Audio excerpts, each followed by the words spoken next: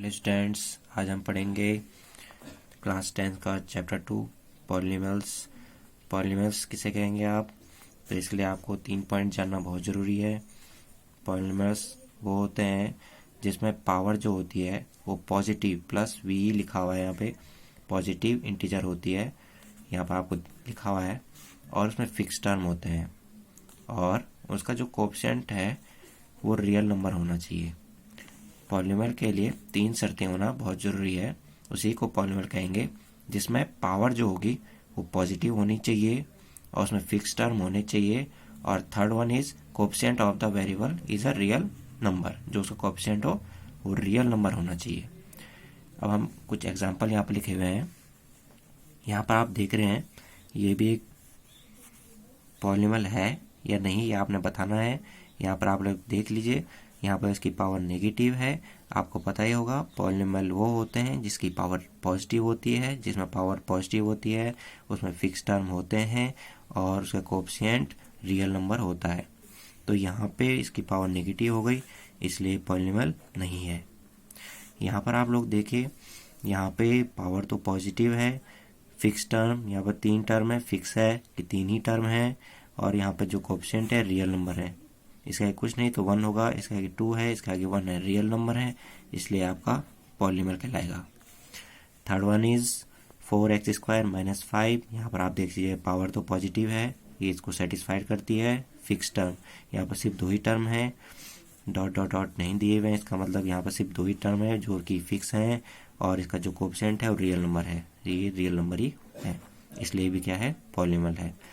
Last यहाँ पर आपके पास दिया हुआ है, पहली शर्त है कि पावर पॉजिटिव होनी चाहिए, पर यहाँ पर पावर नेगेटिव है, इसलिए पॉलिनॉमियल नहीं कहलाएगा।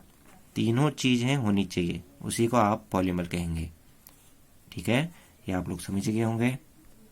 और आप पॉलिनॉमियल को डिनोट करते हैं, जैसे आपके पास है 2x² + 3 है, तो इसको डिनोट कैसे करेंगे? तो हम इसको डिनोट कर सकते हैं px से, ठीक है, या px इक्वल यहाँ पर लगा दीजिए।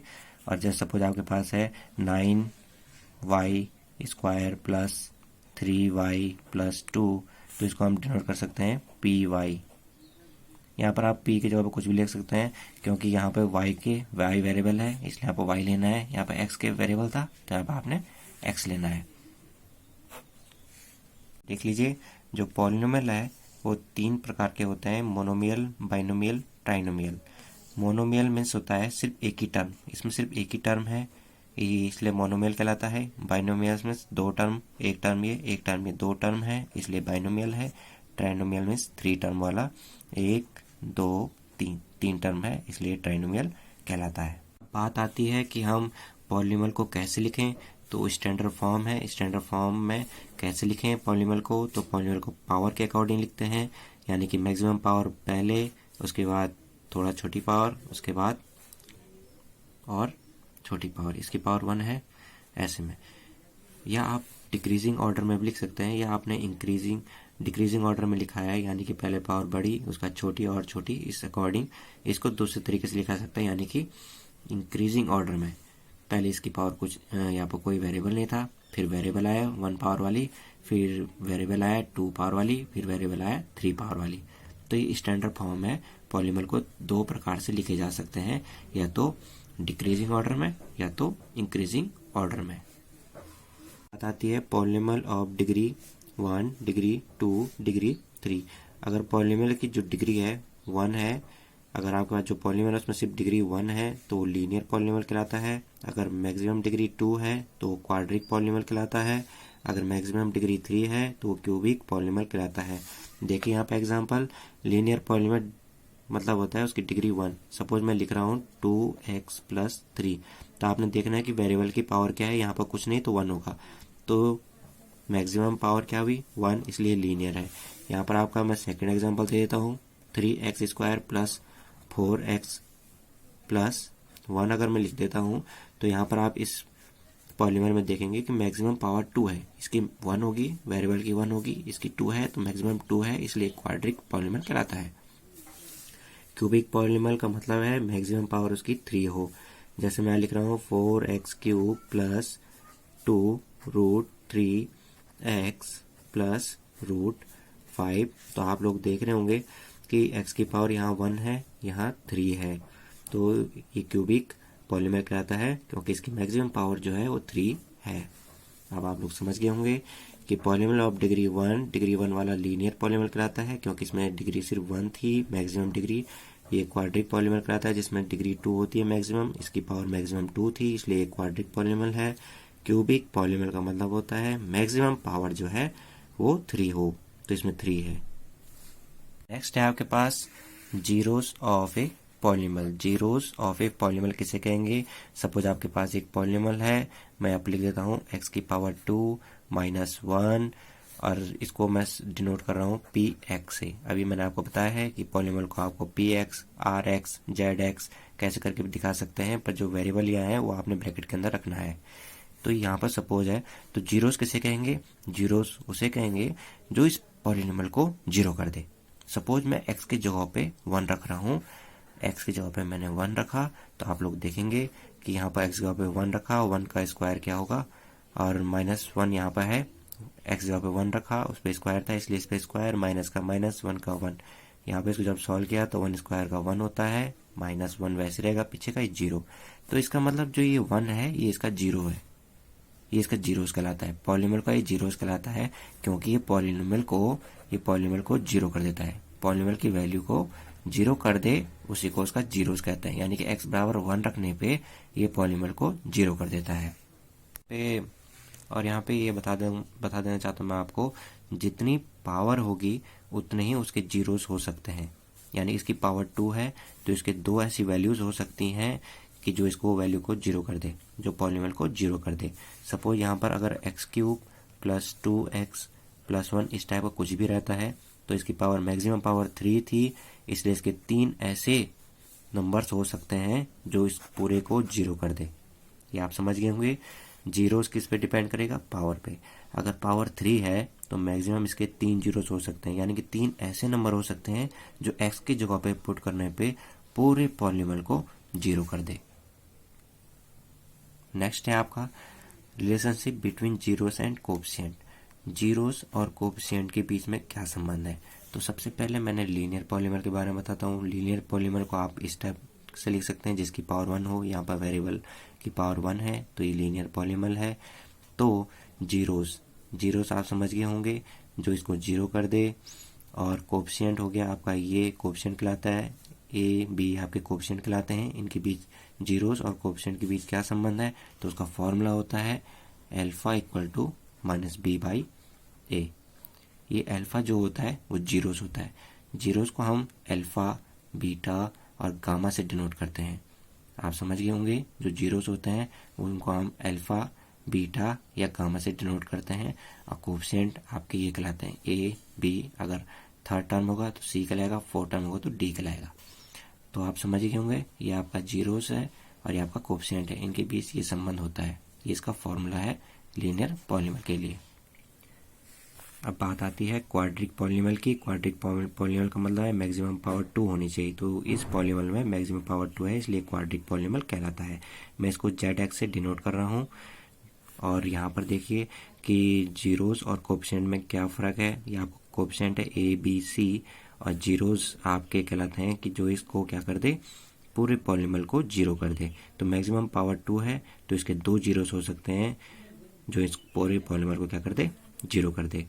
तो इसका फॉर्मूला होता है sum of zeros equal to -b/a। Sum of zeros यानी कि alpha plus beta equal to -b/a इसका फॉर्मूला है। सम ऑफ जीरोस को जोड़ने, मैंने अभी कहा था जीरोस को हम किसे डिनोट करते हैं? Alpha, beta, gamma. तो 2 जीरोस हो सकते हैं तो अल्फा प्लस बीटा हो गया यहाँ पे। इसका फॉर्मूला है -b/a। ये आपका कोएफिशिएंट है, ये आपका जीरोस हो गया और ये आपका कोएफिशिएंट हो गया। इन दोनों के बीच में यही संबंध होता है। और दूसरा इसमें product of zeros, product of zeros equal to c/a। ये 2 चीजें इसके अंदर आती है, प्रोडक्ट ऑफ जीरोस और sum of zeros. Product of zeros मतलब जीरोस का मल्टीप्लाई, प्रोडक्ट और मल्टीप्लाई, यानी कि जीरोस का मल्टीप्लाई, दोनों के भी कोई साइन है तो मल्टीप्लाई, इन दोनों का मल्टीप्लाई होगा c/a के बराबर। तो जीरोस और कोएफिशिएंट के बीच में ये संबंध होता है क्वाड्रिक पॉलिनॉमियल में। ये दो फॉर्मूले आप पढ़ेंगे और इसमें आपके आगे क्वेश्चन भी आएंगे। अब बात आती है क्यूबिक पॉलिनॉमियल में, तो मैंने इसको Rx से डिनोट कर दिया है, आपको पता ही है, क्योंकि x में फॉर्म में तो वेरिएबल x थे, इसलिए हमने ब्रैकेट में x तो लिखना ही होता है। यहाँ बाहर आप कुछ भी लिख सकते हैं, R, P, Q, A, B, C कुछ भी। तो ये क्यूबिक पॉलिनॉमियल है क्योंकि मैक्सिमम पावर इसकी 3 है, मैक्सिमम पावर 3 वाला ये पॉलिनॉमियल है, इसलिए क्यूबिक पॉलिनॉमियल कहलाता है। और इसका जो संबंध होगा जीरोस और कोएफिशिएंट में जो संबंध होगा वो होगा आपका sum of zeros equal to minus b/a sum of zeros. क्योंकि इसकी मैक्सिमम पावर 3 है तो इसके 3 जीरो, मैक्सिमम 3 जीरोस हो सकते हैं जो इस पूरे पॉलीमर को जीरो कर दे, यानी कि x की जगह पे 3 नंबर ऐसे हो सकते हैं जो इस पूरे पॉलीमर को जीरो कर दे। ठीक है, यानी कि alpha plus beta plus gamma equal to minus b/a। Zeros मैंने कहा था अल्फा बीटा गामा इस चीज़ से डिनोट करते हैं, तो यहाँ हमने डिनोट कर दिया। और इसमें आज दूसरी चीज़ आएगी alpha beta plus beta gamma plus gamma alpha equal to c/a। ये सेकंड इसमें फॉर्मूला है, ये प्रोडक्ट वाला मल्टीप्लाई वाला फॉर्मूला है, और ये है product of zeros equal to minus d/a के बराबर होता है। प्रोडक्ट ऑफ जीरोस का मतलब है अल्फा बीटा और गामा को इंटू कर दो तो माइनस d/a के बराबर होता है। क्यूबिक पॉलिनॉमियल है, आप लोग देखेंगे सम ऑफ जीरोस का फॉर्मूला हो गया alpha plus beta plus gamma, ये आपके जीरोस को जोड़ने पे माइनस b/a के बराबर होता है। Alpha beta plus beta gamma plus gamma alpha equal to c/a के बराबर होता है। और product of zeros minus d/a के बराबर होता है। प्रोडक्ट मतलब मल्टीप्लाई, तो अल्फा बीटा गामा को हमने मल्टीप्लाई कर दिया। ये आपको पता ही होगा, ये जीरोस है और ये कोएफिशिएंट है। आपको पूछा गया था कि कोएफिशिएंट और जीरोस में क्या संबंध है, तो जीरोस और कोएफिशिएंट में यही संबंध है। ये अब हम चलेंगे एक्सरसाइज 2.1 पे। फर्स्ट क्वेश्चन है the graph of y equal to px are given below for some polymers px find the number of zeros of px in each case. आपने ये बताने हैं कि आपके पास पॉलीमर px पॉलीमर दे रखे हैं, उस पॉलीमर को जीरोस, कितने जीरोस होंगे जो उस पॉलीमर को जीरो कर देंगे, यानी कि कितने ऐसे नंबर्स हैं जो पॉलीमर में पुट करने पे पॉलीमर की पूरी वैल्यू को जीरो कर दे, यानी कि जब हम पॉलीमर को सॉल्व करेंगे तो उसकी वैल्यू जीरो हो जाए। तो ऐसे कितने जीरोस हैं, ऐसे कितने नंबर हैं, तो ये आपका सबसे पहले ग्राफ जानना बहुत ज़रूरी है। ये आपका हॉरिजेंटल हो गया और ये आपका वर्टिकल हो गया, जो इस पे परपेंडिकुलर लाइन है ये आपका वर्टिकल हो गया, और जो ये रिलेटिव लाइन है वो है आपकी हॉरिजेंटल लाइन। हॉरिजेंटल लाइन आप एक्स एक्सिस कहलाती है, हॉरिजेंटल जो लाइन होती है वो एक्स एक्सिस कहलाती है, इसलिए इसका नाम एक्स एक्सिस है, इसका नाम है एक्स डैश एक्सिस हो गया। और जो ये वर्टिकल है तो ये वाई एक्सिस कहलाती है, यानी कि वाई एक्सिस हो गया, ये आपका वाई डैश एक्सिस हो गया। और यहाँ पे बीच में इसका सेंटर पॉइंट है, ये ओरिजिन कहलाता है, इसको जीरो से भी नोट कर सकते हैं। ये आपके क्वेश्चंस हैं first, second, third, fourth, fifth and sixth है। तो आपका यहाँ पे आपको दिया हुआ था कि y equal to p x, y equal to p x आपके पास दिया हुआ था। बोला गया था कि आपने जीरोस निकालने हैं पी एक्स में, एक्स में निकालना है। यहाँ पर एक्स दे रखा है तो आपने एक्स एक्सिस में ही देखना है। एक्स एक्सिस में आपने क्या देखना है वो मैं आपको बताता हूँ। एक्स एक्सिस में आपने देखना है कि जो लाइन या कर्व है वो एक्स एक्सिस को कितने बार टच कर रही है या कितने बार कट कर रही है। तो यहाँ पे ये लाइन है, ये आपका ग्राफ हो गया, ये आपका ग्राफ आपको पता है। ये लाइन है, ये एक्स एक्सिस को कितने पॉइंट पे कट कर रही है, तो आपको पता है एक्स एक्सिस तो यहाँ है पर ये लाइन तो यहाँ है, ये तो एक भी पॉइंट पे कट नहीं कर रही है। तो नंबर ऑफ जीरोस क्या हो जाएंगे, जीरो, क्योंकि एक बार भी कट नहीं कर रहा है तो इसके जीरोस जो होंगे वो होंगे ही नहीं।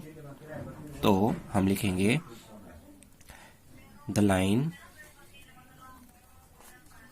Does not cut x axis, so number of zeros equal to 0।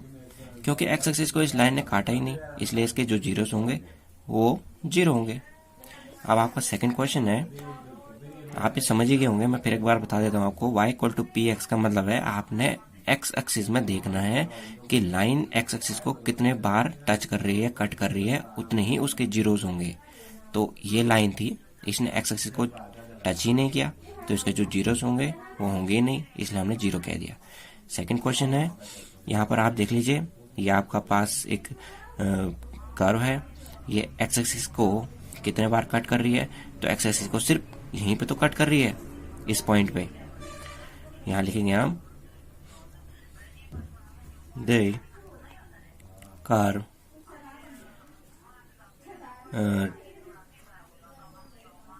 Touch x axis at a single point, so number of zeros equal to 1। एक ही बार यहाँ पर टच किया एक्स एक्सिस को, और कहीं पर टच नहीं किया हुआ है। इस कर्व ने एक्स एक्सिस को सिर्फ यहीं पर टच किया हुआ है, इसलिए इसका सिर्फ जीरोस कितने होंगे 1, यानी कि सिर्फ एक ही ऐसा जीरो होगा जो पॉलीनोमियल को क्या कर देगा 0।